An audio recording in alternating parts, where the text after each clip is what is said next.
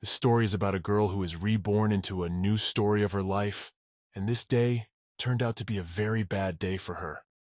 In the new story, this girl's name was Charlotte, and once she was reborn, she found herself in the middle of some throne room, not realizing where she was.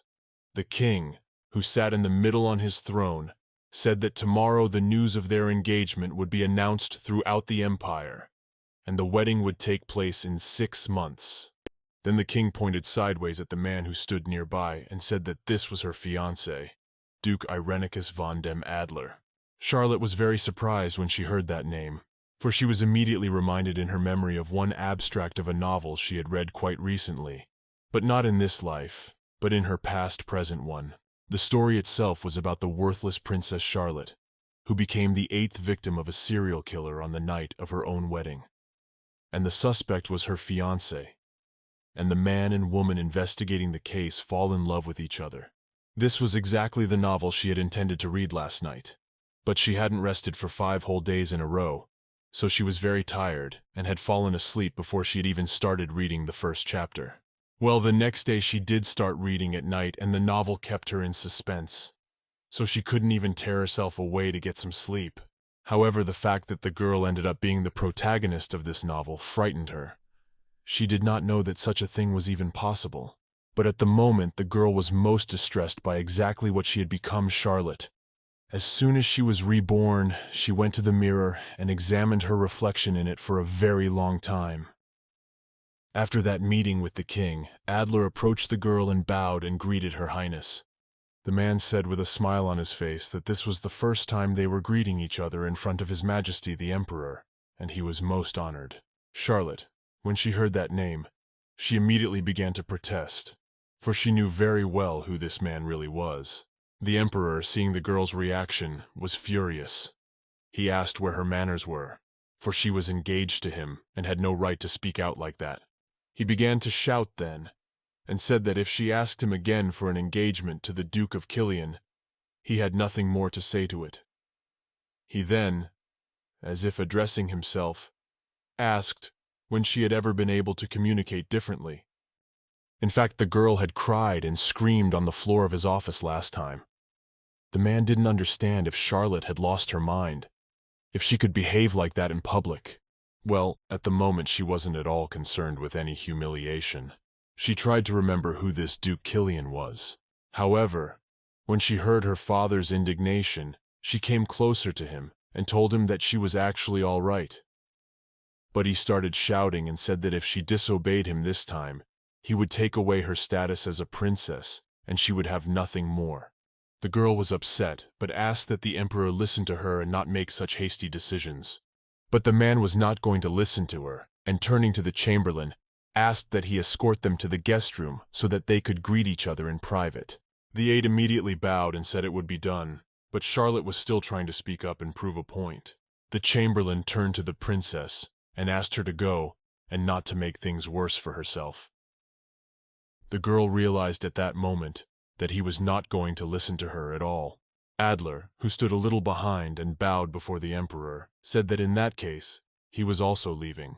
Soon they were escorted to a separate room, where a small table with various desserts and hot tea was already set up. Charlotte sat down opposite her fiancé and was silent for a long time. As was Adler himself, they had nothing to say to each other, especially after that incident at the emperor's. Duke Adler sat quietly drinking his tea, while Charlotte watched him intently all the while. The girl noticed that he behaved quite differently in front of the emperor than he did in private. Then she began to look around the room and suddenly noticed some kind of newspaper on the edge of a small table. When she looked more closely, she saw what it said: that Duke Adler had been chosen as the most desirable man by the Asgard for the 3rd year in a row. And it was indeed true. He was the most enviable groom of the empire. He had money, fame, and also good looks to top it all off. Many in the empire were wondering who he would choose to be his long-awaited bride after all. However, the choice was obvious. His bride was she worthless Princess Charlotte. Then she turned to the man and said that she understood perfectly well that he wanted to marry someone else. And there probably wasn't a single person in the entire empire who didn't know that. Adler, after listening to her carefully, said that since it was a marriage of convenience and they had no other reason to see each other, He suggested they meet at the wedding itself. The man looked at his bride-to-be and said that they had absolutely no need to greet each other in private. In fact, it was his phrase, "meet me at the wedding itself," and first that he would kill her on their next meeting, and Charlotte knew it well. But in truth, no one would have guessed that the most humble man in the empire, Duke Adler, could become a serial killer. In fact, in her past life, the girl was a prosecutor of the corrupt violent crimes unit, and this department was up to its neck in the investigation of one very mysterious and complicated murder. The girl had to stay at work for a very long time just to make some progress in the case. And in order to avoid becoming Charlotte this time, she must find evidence of a serial killer in those 6 months before their wedding. And there's only one way for a girl to do that. She must enter into another cover-up relationship to find all the evidence she needs. So Charlotte suddenly began to fix her hair, and smiling, turned to His Majesty, saying that she had fallen in love with him at first sight, and she asked that he be with her. When he heard this, he even choked on his tea, which he was drinking at that moment. The man did not expect to hear such an offer. Adler began to wipe his mouth and wondered what she was even talking about. He must have gotten very nervous, because you could see the confusion on his face. Charlotte continued to play her part and said that she had fallen in love with the Duke at first sight and wanted to marry for love, not for any calculation. The man was starting to get angry, because he didn't want all this. Then he asked mockingly, does she really want him to believe it all at once?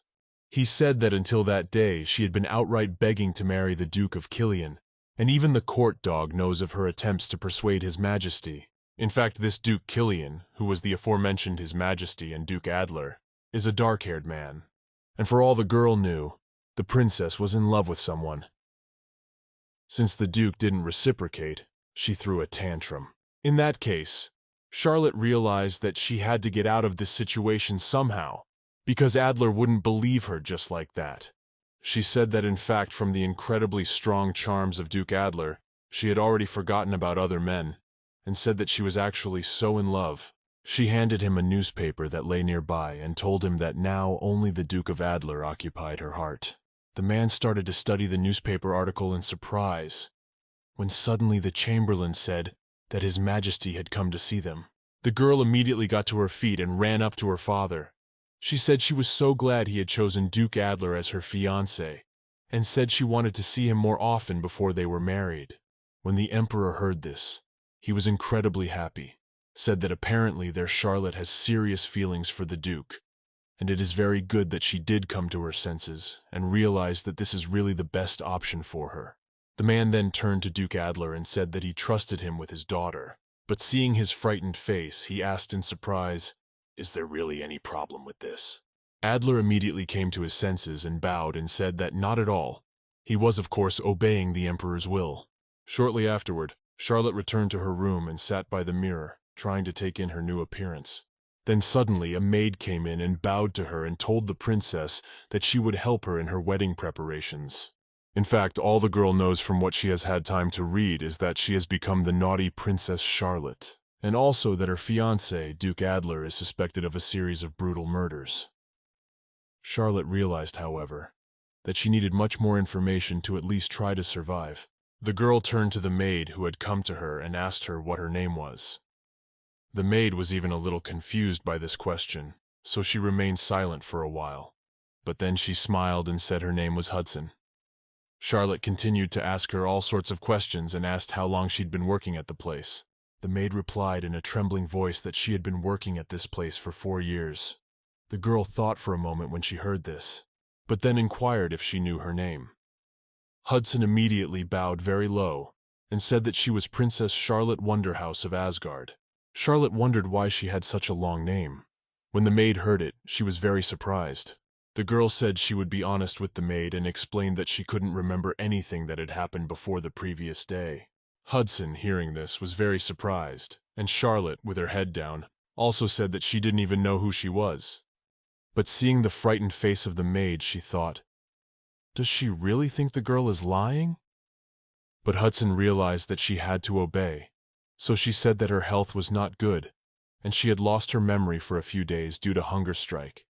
The maid even started crying, saying that no one from the royal council had even come. She felt very sorry for the princess because of the fact that in such a terrible state, she had to endure it all by herself. The girl thought at that moment that perhaps the others had only lasted so long because they were soaking up anger toward the real Charlotte, who had even been nicknamed the Rascal. But if Hudson has worked a full 4 years among all of them, she is obviously a very good person. Charlotte went up to the maid, put her hand on her shoulder, and said that she could say one thing for certain, and that was that she trusted her, for she liked her very much. Hudson was very surprised, and said that she actually had never even thought before that Mistress would treat her like that, and it came as a great surprise to her. But the girl told the maid that she really wouldn't want anyone to know her situation, so she suggested that they keep this conversation between them. Charlotte also decided to press pity, saying that she could only rely on her. Hudson immediately began to smile.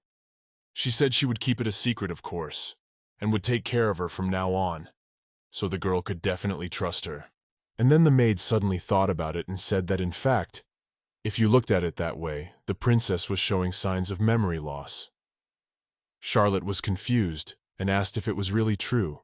The maid then reminded her of an incident where Charlotte started yelling at one of the maids, saying there was no way she would have done that, and she didn't even recognize her, saying she'd never had a maid like that, so she kicked her out right that second. Charlotte, upon hearing this story, immediately realized that this was a special case after all. She even felt embarrassed about the situation. But actually, after she met and got to know Hudson better, she did manage to find out more about Charlotte. Her mother, who was the emperor's concubine, unfortunately passed away in childbirth, and the emperor, who loved Charlotte's mom, defied many by officially making her a princess. And it would have been fine if the emperor had also raised her properly, but he wasn't too concerned about his daughter after granting her the status of princess. And it was natural that the empress and her children, who were legitimate, immediately disliked poor Charlotte. The nobles, of course, also paid absolutely no attention to her. She was a princess only on paper, not in society. When Charlotte and her maid went out into the courtyard to discuss some more details, the girl wondered why she had finally decided on this hunger strike. Hudson then laughed nervously and said that she had actually persuaded His Majesty to play the wedding to the Duke of Killian. This one, Duke Cillian of the Northern Duchy, was Charlotte's unrequited love, and he openly despised the naughty princess. And this could mean that by hunger strike the original girl jeopardized her life just for the sake of some wedding. Charlotte concluded for herself that love is a terrible thing and pushes people to various stupid things. However, despite all the naughty behavior of the princess, Duke Adler still agreed to marry her, and the girl most of all wondered what benefit he still found in this. Charlotte turned to Hudson and asked if she could bring her last week's paper. The maid left, and for a while the girl sat alone, but she soon returned with a large stack of various papers. In fact, the girl found herself in an advanced media culture, so she thought it must be of some use to her. And if there's even a small rumor of a serial killer at this point, that means it's the most talked about topic currently in the news with an open investigation. Charlotte scrutinized the paper for a while, skimming through all the unnecessary information, and soon she finally found what she was looking for. After reading all the information in the newspaper, the girl realized that there were only 4 victims so far. They were mostly employees and servants, but Charlotte needed information before she became the killer's 8th victim. When Hudson began to take everything from the table, for their conversation was over, the girl suddenly stood up and turned to her resolutely. Charlotte said in a very serious voice that she needed an assistant immediately. She was even excited about something when she said those words. Of course, the girl kept her word, and towards evening, when it rained heavily, she went to the dungeon. She was met there by an employee of her dungeon, and seeing the princess, asked why she had decided to look for a helper among the prisoners.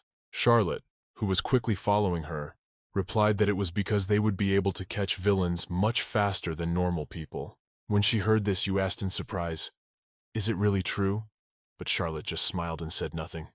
Hudson, who had accompanied the girl, led her to a man who bowed to the princess and said that this was her cousin, Stamford, and he was a guard at Butt's prison, so she warned him in advance of the occasion. The man said he was very pleased to meet the princess, and was very honored, but soon they went to one of the cells, and the man addressed the prisoner by a special number and asked that he come out.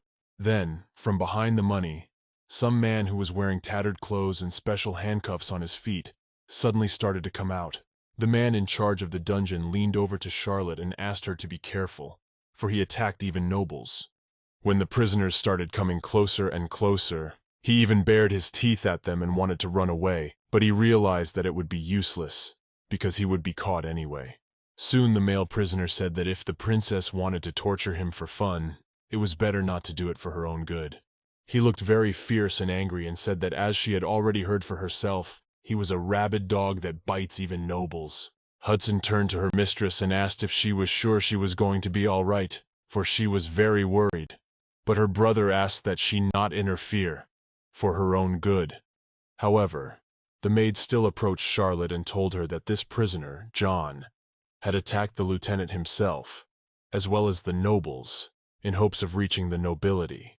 Hudson had told Madame in her ear that she dared to express an opinion that was off topic, but meeting John Watson could be dangerous for the princess herself, so she was very concerned for her well-being. But Charlotte only smiled and said that she knew it all very well, and then she asked the man and the maid to leave them alone, because she wanted to talk to Watson about something. Soon, when everyone was out, Charlotte entered the room, where there was a large table, at which the prisoner was already seated. She immediately turned to the man on the other side and told him that she was not going to torture him in any way. Instead, the girl really wants to earn his loyalty.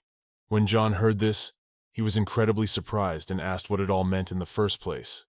The girl then, smiling, replied that she could pay his bail by showing her ID. The prisoner, of course, did not trust her, and then wondered why the princess herself would do such a thing. Then he became more serious and said that if she was going to play with him like that, she had better not do it. He was not a toy, but a living person. Charlotte got up from behind her chair and told him not to worry, because she wasn't playing with other people's fates, and there was something she wanted to get from him in return for this favor. The girl came close to him, even though she knew what he did to aristocratic men, and turning to John said she was looking for something and wanted him to help her for 6 months. John still didn't trust her, and then, looking her straight in the eye, asked why she was suggesting this to him specifically. The girl replied that she only came because she knew he had helped the imperial family before, and if he accepted her offer, he would become a servant in the princess's chambers. And in addition to bail, he would also receive weekly payments for his work.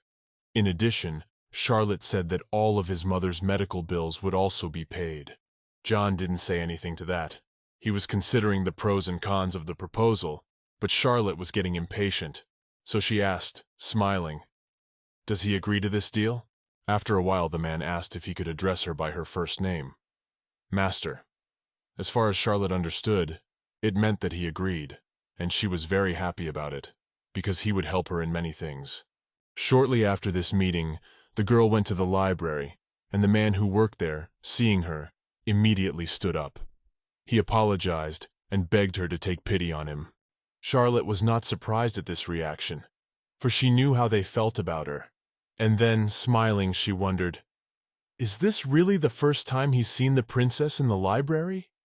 When she saw the employee's frightened face, she said that now they would see each other often here, so he would have to get used to it. The man calmed down a bit and said that of course he would get used to it, and also added that if she needed anything, she could just tell him and he would help immediately. Charlotte handed him a folded piece of paper and told him to provide her with everything on that list in that case. Some time had passed since then, and the librarian had very quickly collected all the books needed, bringing them to Charlotte's desk. In fact, the girl had collected many books. There was a family tree of the imperial family, a handbook of the nobility, a history of the empire, and the constitution of this country. The girl was still, even in her past life, good at learning, so she would memorize everything in these books, and she, without wasting time, immediately began to study them.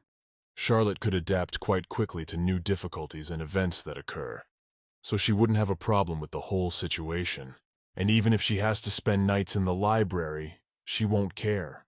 Her case is much weaker than her previous life, but that won't stop her. After a night in the library, the girl returned to her chambers and slept a little. waking up in the morning as suddenly the chamberlain turned to the princess and said that Mr. Watson came.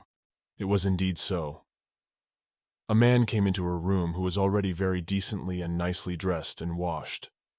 John turned to the princess and said that 24 hours ago he would not have thought he would be in the princess's chambers. The man addressed her by her first name, Master, as promised, and the girl said that was fine, but he didn't need to observe such a cruel subordination around her. She wouldn't mind the usual companionship either. Jonu smiled back and said that if she so desired it would be different, and asked how about this suggestion that in order to communicate informally, she would not have to speak to her subordinate in first name. Charlotte pondered his proposal for a while. Then she agreed and said that the first thing he would have to do for her was to read everything that was written on the paper, and after that to burn it at once. The man took the paper in his hands and began to scrutinize its contents. When he had read everything it said, he looked at the lady in surprise and asked if she really wanted him to gather information about serial killers. Charlotte replied that it would be great to see detailed records of all the different cases. She wants to know every last detail of what makes a serial killer different from just a killer. John immediately had an answer to that. He said they differed in that serial killers leave special details at the crime scene, such as criminal habits, to confirm those habits. Records come first. Suddenly one of the maids came running into the room. She was very excited and addressed the princess. The maid, coming closer to them, said that His Highness had ordered that the princess should attend the breakfast meeting. When Charlotte heard this, she was very surprised. She didn't understand if it was really true, and she didn't know what kind of meeting she was talking about. But then she remembered that the breakfast meeting was a weekly event where the emperor would gather with all his children and have a serious conversation. Of course, it won't be a simple breakfast. It's also attended by all the famous ministers. They are assessing which of the emperor's children could take the throne after him. And usually Charlotte very rarely showed up at such events, precisely because she was the very last person to accept the throne. Mostly people didn't even consider her for the throne. But now the girl was very surprised because this event was not part of her plans, and she did not understand why the emperor suddenly called her. Hudson, who was delighted at the suggestion, said that His Majesty would increase the princess's sponsorship if she made a good impression at this breakfast. She began to shove the mistress towards the exit and said that the girl had spent all the money to hire Mr. Watson, so she had better hurry up not to miss such a great chance.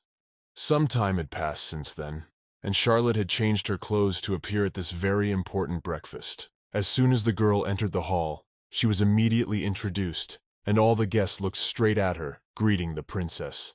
However, her father was very displeased, and in a serious voice he said that she was late as usual, which annoyed him very much. Despite this, Charlotte took her empty seat, apologized, and said that she had simply learned of the invitation too late. Then the emperor's firstborn, namely Prince Frederick, spoke up and said with a smile on his face that he was absolutely certain that the maids had not even read the invitation. But then Charlotte's younger sister named Camilla suddenly laughed and said that she had never even seen Charlotte read. Then she asked if she even knew how to read. In fact, in the novel, all her siblings outright hated Charlotte, but now she's not a real girl, so she will act and make decisions completely differently. The girl, smiling, asked, "Is it really true?" Then Frederick asked in an irritated voice, "Has she now developed some other hearing problems as well, besides?" But Charlotte calmly replied that everything they said was the truth. My father couldn't stand the arguments and asked them to stop. He then pointed his hand somewhere to the side and told Charlotte that he had invited her because Duke Adler was also attending the event, and then, smiling, inquired if their engagement would not be an auspicious event for their whole empire. Camilla looked playfully at their guest and said that Charlotte's hunger strike had been worth it after all, making her lose weight and able to go from Duke Killian to Duke Adler. Frederick agreed with his sister and said that it was all just due to the hunger strike. But in spite of all this, she still lacked some kind of education or culture. But then he asked if she had gotten the flowers after all. Camilla made a surprised look and said that apparently the floral scents were coming just from Charlotte's hair. The past heroine, of course, was immediately hurt by this, and she started snapping at her sister, but now Charlotte was not the real one. That's why she didn't react in any way to this remark. Camilla didn't understand what was going on at all with her sister and why she was reacting so calmly to her teasing. Charlotte herself had been looking only at Adler the whole time and smiling to interest him. The man could feel her gaze on him physically, but when he looked back at her, he didn't even smile. He just looked very stern. Then Charlotte decided to do something even better and winked at him. When the man saw this, he choked on his tea again, even a little disgusted by it. When the emperor saw that Adler was choking, he asked that he drink some water. The man became uncomfortable and apologized to His Highness for such behavior. But he also said that it was only an accident. When everyone had eaten breakfast, the main meeting began, and people took turns speaking about what was happening in the empire. One of them said that this year's harvest was expected to be very good, and if it continued, prices might fall.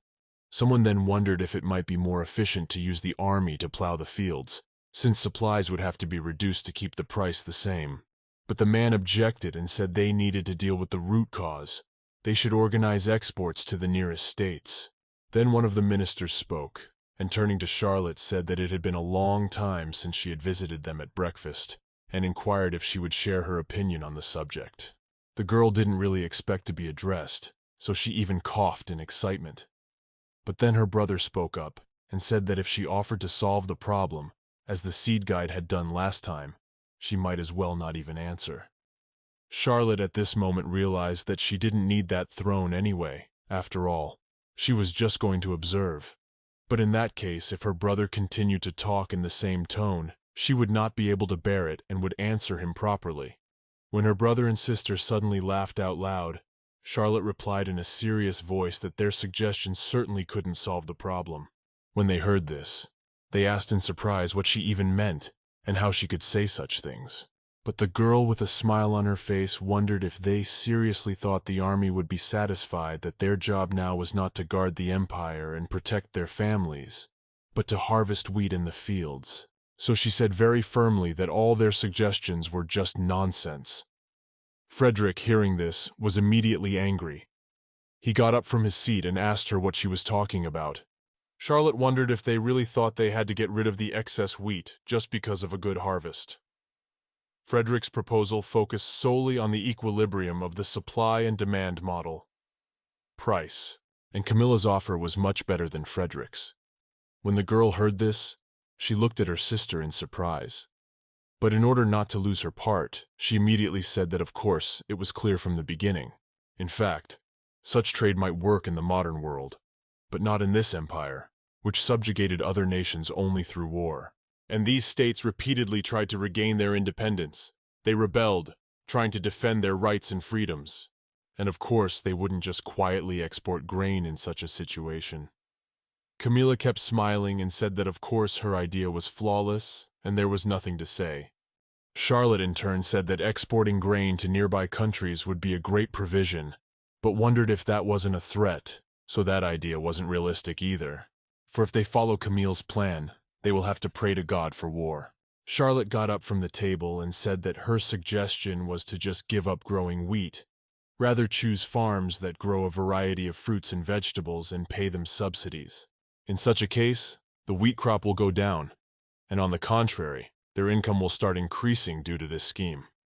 The girl was pleased with herself, for she had proposed this brilliant idea. In fact, microeconomics easily solves the problems of price and quantity, and she is very good in this economy, and they certainly can't beat her in this battle. Camilla was incredibly angry at her sister for making her look like an idiot who didn't know anything. So she told Charlotte that the girl was really bad at all of this, so she couldn't know, and then wondered with a sneer if she was really proposing to grow some fruits and vegetables on the land where they used to grow wheat.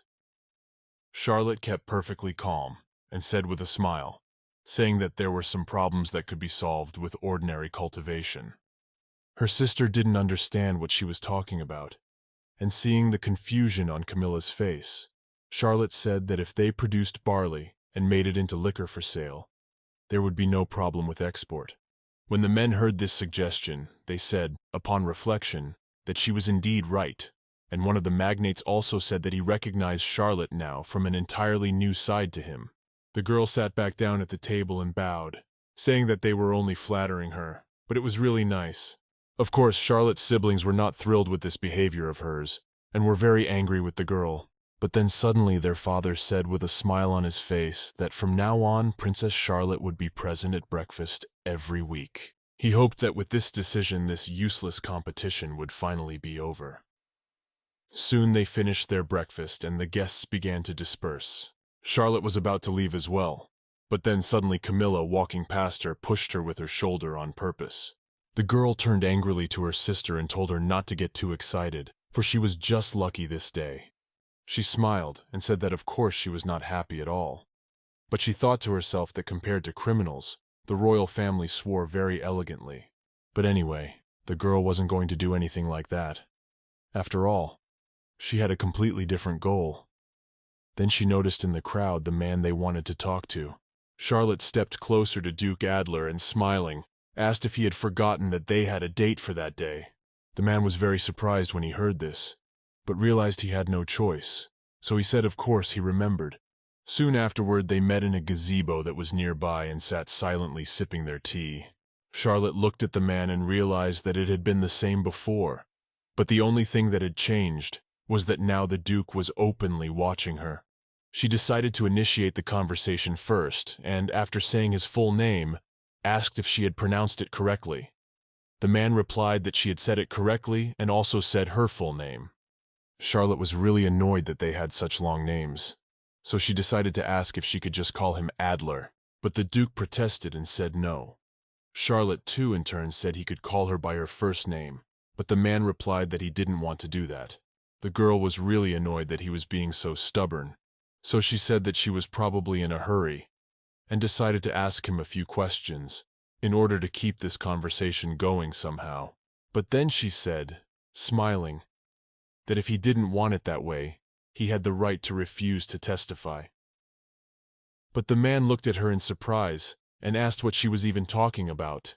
Charlotte, laughing nervously, said she meant nothing of the sort, and thought to herself that it was just a habit of hers from a past life. So, to get out of the situation somehow, she said she just meant that she wanted to know more about him, because she had fallen in love with him at first sight. Adler then looked at her flirtatious expression in surprise and asked if that was really the look of love. Charlotte then began to insist and told him to look carefully, for it was a look that reflected a burning passion for him. The man said nothing. The conversation was becoming even more awkward. The girl herself looked at him and thought that there was really no love there.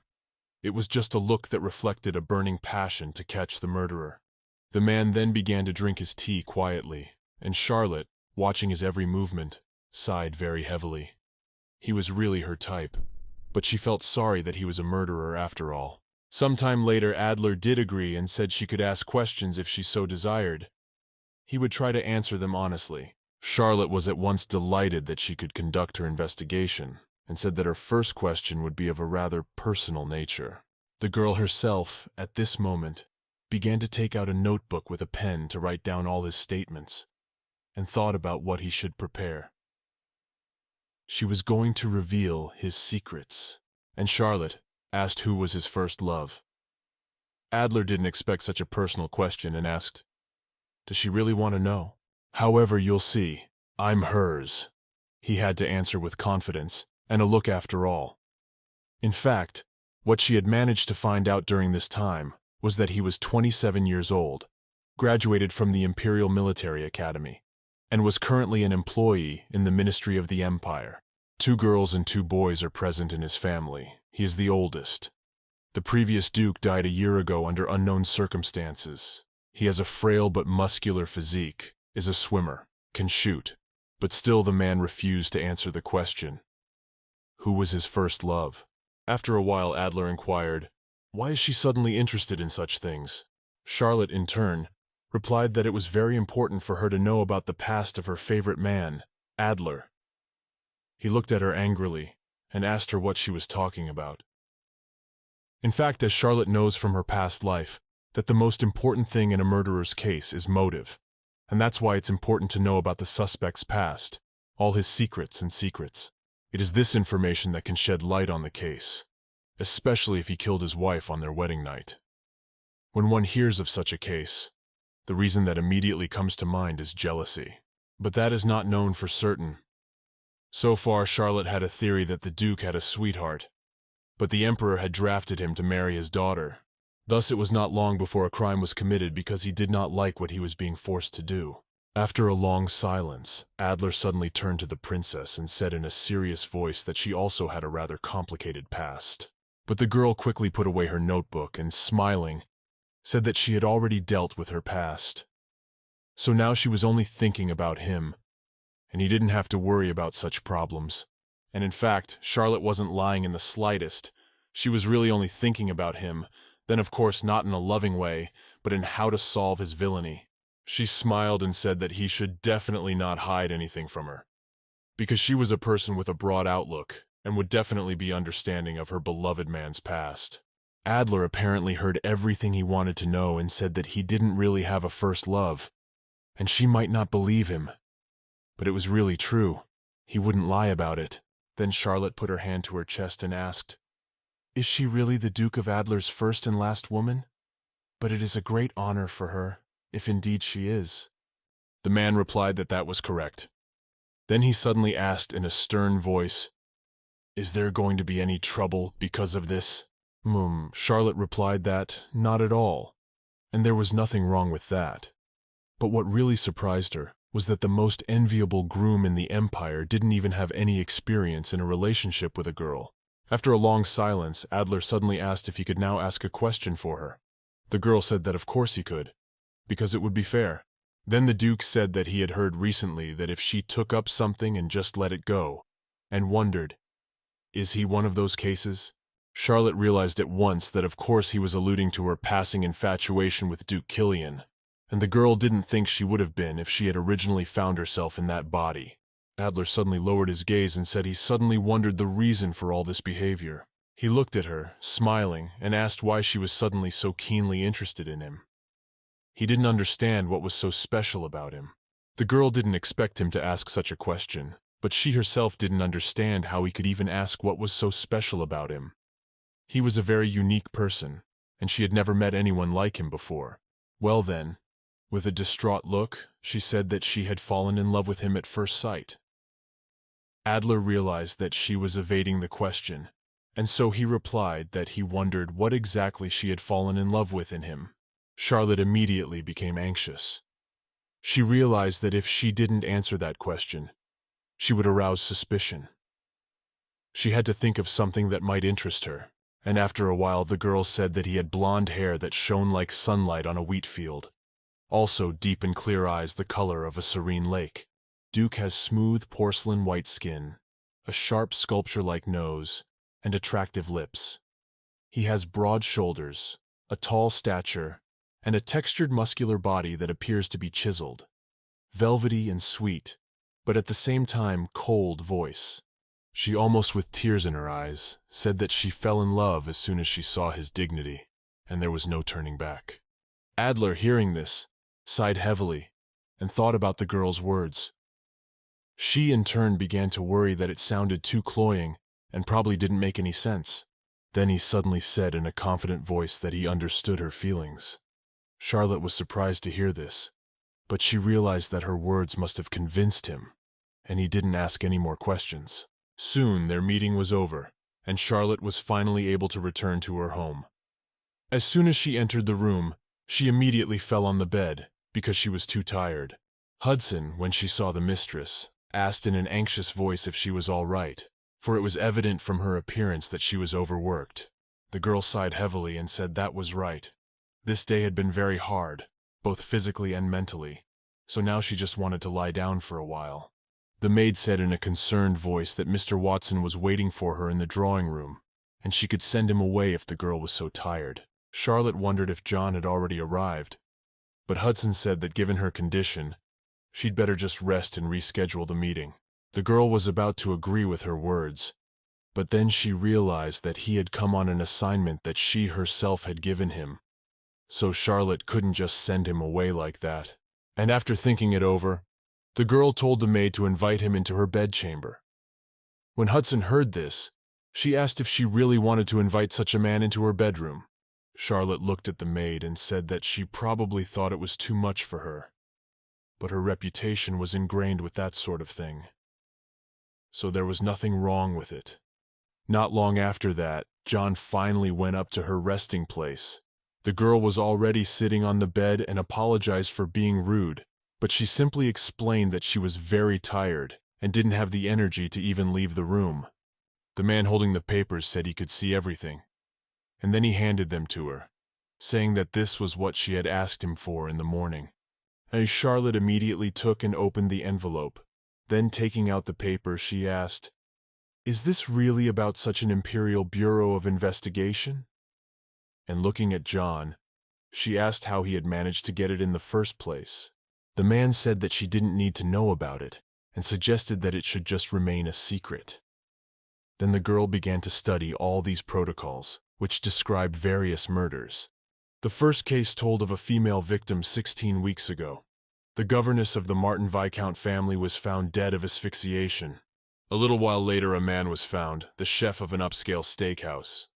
He was found dead of asphyxiation at night in the restaurant. The next victim was another woman. She was the owner of a bakery that is mostly frequented by commoners. She was found dead of asphyxiation while volunteering on her days off. Also, a man who was the Prime Minister's secretary was found a little later. He was found dead of suffocation in the morning in his own home. Charlotte, after reading all this, told John that all these victims had been strangled, and apparently it was one person after all. Her deputy agreed, and said that meant the suspect had to be a stout and fit male, taller than 180 centimeters. But the girl protested and said that this did not give information to them, the main one, namely the motive: murder. In fact, Duke Adler is indeed a trained man who graduated from the Imperial Military Academy, but he is not the only one like that. So you can't prove the Duke's involvement based on these facts alone. The girl understood perfectly well that they absolutely had to find the slightest motive for all these murders. Then it would be possible to get a grip on the case.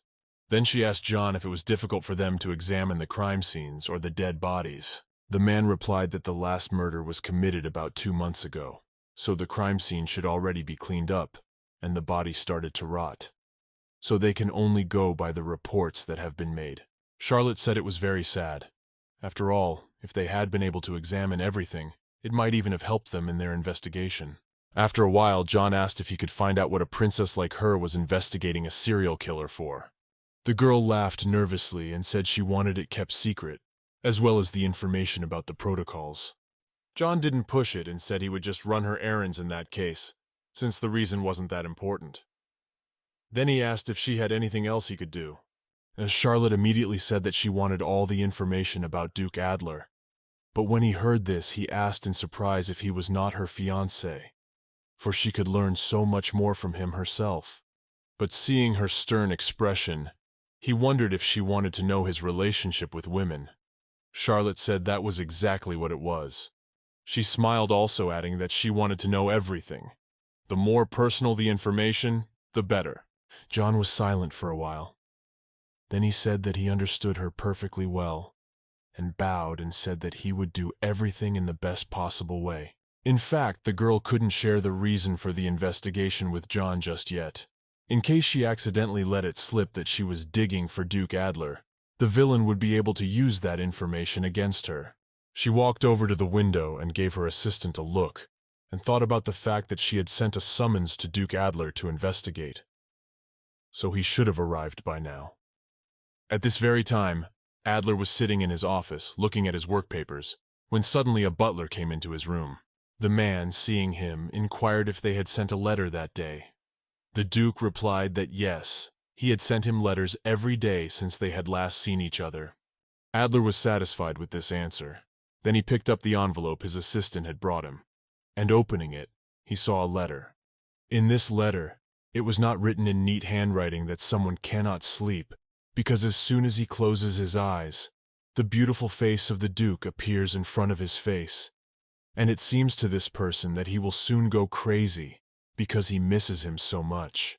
Shortly afterward, a maid came running into Charlotte's chamber, addressing her and holding an envelope in her hand. The girl said excitedly that she had finally received a letter from the Duke. When Charlotte heard this, she looked at the maid in surprise, not knowing if it was really true. She didn't understand why he'd been so shy for so long, but then he'd suddenly decided to write to her. When she read the note, it said that he wanted to meet her that day at 7 o'clock in the evening at the opera house. The girl, after reading about it, said to herself that it meant they would go to the opera together, and she thought about the fact that, if he hadn't agreed, she would have had to use the name of a member of the imperial family. But it was a good thing that he had read her note and agreed to do it voluntarily. When Hudson heard where the Duke had invited her to, she was beyond thrilled and said it was incredibly romantic. A whole date at the opera. Then she began to lead the mistress to the dressing room and said that she should definitely start getting ready already. Charlotte was a little confused at first, but then looking at the time, she realized that she really was. She was determined to be irresistible. Soon it was evening and Charlotte finally arrived at the opera house, and when she looked out, she saw her fiancé coming down the steps. When she saw him, she was almost speechless at his beauty. The girl decided to compliment him, saying that this evening he looked simply irresistible. Charlotte smiled and even blushed a little, and then she said that for a moment she even thought he was a sculpture of the opera house. Adler didn't say anything to that. He just stood looking at the girl for a while. Charlotte herself realized at that moment that he would be a very difficult subject for her to investigate. The man was quite secretive and didn't even show his emotions on his face. Suddenly he turned around and started walking into the hall, not even inviting the girl along with him. Charlotte had to run after him. When they arrived, the performance had already started. There was some girl on stage who started singing, playing back her performance. Charlotte, together with Adler, were sitting on the balcony in a very good seat for the audience, and he, opening the program, said that it was very difficult to get tickets for this performance, because it was the best in the whole empire. The girl was a little surprised and said that, apparently, it really will be interesting. She herself began to drink her champagne, and not understanding why he was acting so aloof, and if so and was going to behave, why did he even invite her to go together? It was too dark in the opera house that the girl couldn't even see his facial expression. She assumed that he probably wouldn't talk to her just because he had been forced to come here, and that really annoyed her. Adler continued to sit and read his opera program. Then the girl realized that it was as if by all his actions he was asking not to be disturbed, and pretending as if he did not exist there at all. After a while, Charlotte turned to him and said that she wasn't really interested in the show at all, even though it was expensive. And smiling, she also added that she would have enjoyed it more if they had just talked, and she would have been the happiest person if she could look him in the face. The girl then took another sip from her glass, thinking that this was the only way she would be able to study him better, some behaviors and facial expressions. Adler only replied to this, that he was sorry he didn't have that opportunity. When the girl heard this, she asked him again what he meant, for she didn't much understand what he was talking about. The man finally put aside his advertising brochure and said that he couldn't see her every day because he was very busy, so he offered to meet her in a week. Charlotte asked in a sad voice. Maybe at least they could meet early once. Adler thought about it for a while, and then turned away and said that if you thought about it that way, they could meet twice a week. He could find time in his tight schedule. Charlotte protested, saying she wanted to see the Duke every day, but then calmed down and replied that twice a week would be fine. The girl continued to watch the performance, thinking that twice a week would be enough for her. Next time she's going to take him somewhere private, where they'll be alone, and where she can get a good look at everything. After that, the girl's eyes suddenly began to close, and she fell asleep. Soon the music stopped, and Charlotte began to hear someone speaking to her, distantly at first, but then the voice grew closer. When she opened her eyes, she saw that she was lying on Duke Adler's shoulder. She immediately pulled her head away, and the man said it was time for her to wake up, because the performance was over. And it was indeed so. The man did not wake her up until the very last moment, when there was not a single person left in the hall. Everyone left after the end of the opera. Even the janitor had already arrived and started mopping the floors after the guests. Charlotte became uncomfortable and even very embarrassed. She wondered if the show was over so quickly. Well then. She sighed heavily, saying that she'd fallen asleep completely by accident. It was all due to lack of sleep. In fact, She was more concerned about the fact that she'd been sleeping on her own killer's shoulder the whole time. Charlotte realized that he might think her rude because of this action, but then suddenly Adler wondered, is she sleep-deprived because of him? The girl, who was still immersed in her own thoughts, asked what he meant by that. Then the Duke inquired, does she stay awake because she really wants to see his face? When he saw her surprised face, he reminded her that she had mentioned it in the letter. Charlotte smiled immediately and said that yes, she was thinking about him all the time, and that was the reason she couldn't sleep well. Adler stood from behind his seat and asked that next time they arrange their meeting in advance so she could get some sleep. He then took his coat and said that it was time for them to leave, walking towards the exit. Charlotte was actually very surprised and even angered by the fact that he could say what he wanted to say in peace, while she had to watch her thoughts all the time. A few days after this event, Charlotte again received a letter from someone. When the maid brought it, I put in that it was an invitation for a debutante. When the girl heard it, you were very surprised, and then you asked Hudson to read it out. The maid said that the letter said that Grand Duke Cillian would be coming to the event. So she asked the mistress if she was coming. Charlotte laughed and replied that she was no longer interested in him.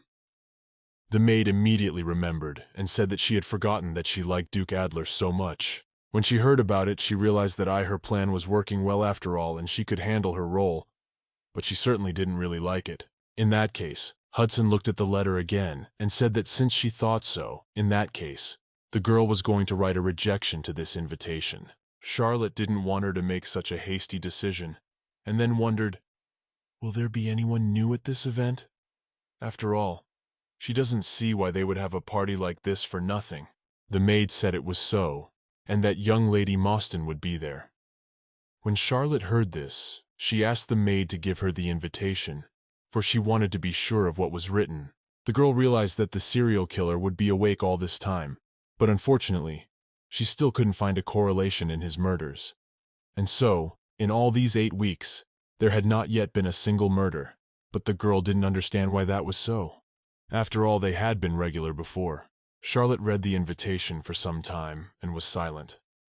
The maid, who had been watching closely, was a little saddened, for she thought she still had some feelings for Duke Cillian. The girl herself at this moment was thinking about the case. She remembered that the first victim of the murderer was the governess of the Earl of Mostyn, but she still could not find any connection between the victims. The killer committed his atrocities not because he was mentally ill, but because he had some reason to do so. At that moment, Charlotte suddenly thought that she might find some motive if she looked at how the victim's family lived. So the girl turned to the maid, rising from her seat, and said confidently that she had changed her mind and would certainly come to this feast. Hudson immediately glowed with happiness. She said she was going to meet the great Duke of Cillian, and for the first time since their engagement, so it was imperative to look extra gorgeous. But Charlotte kept reminding her that she wasn't interested in him at all. When the maid heard this, she was immediately upset, in which case she said that she did not have to attend. Charlotte, hearing this, objected. She went to the closet and began to look at all her beautiful clothes. Afterward, she turned to the maid and asked, "What is all this for, then?"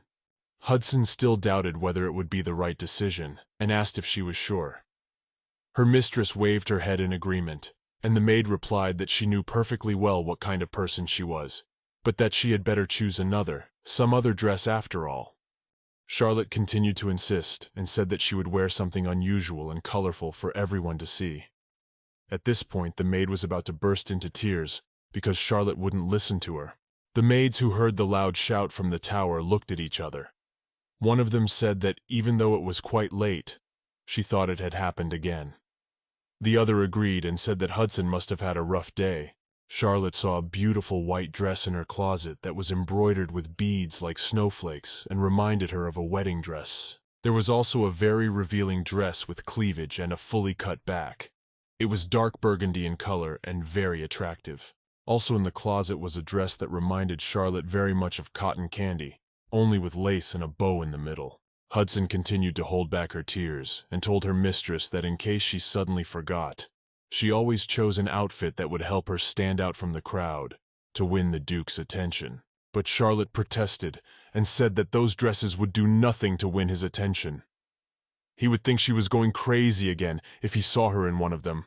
But Hudson then pointed to a beautiful long white dress, asking what she thought of it.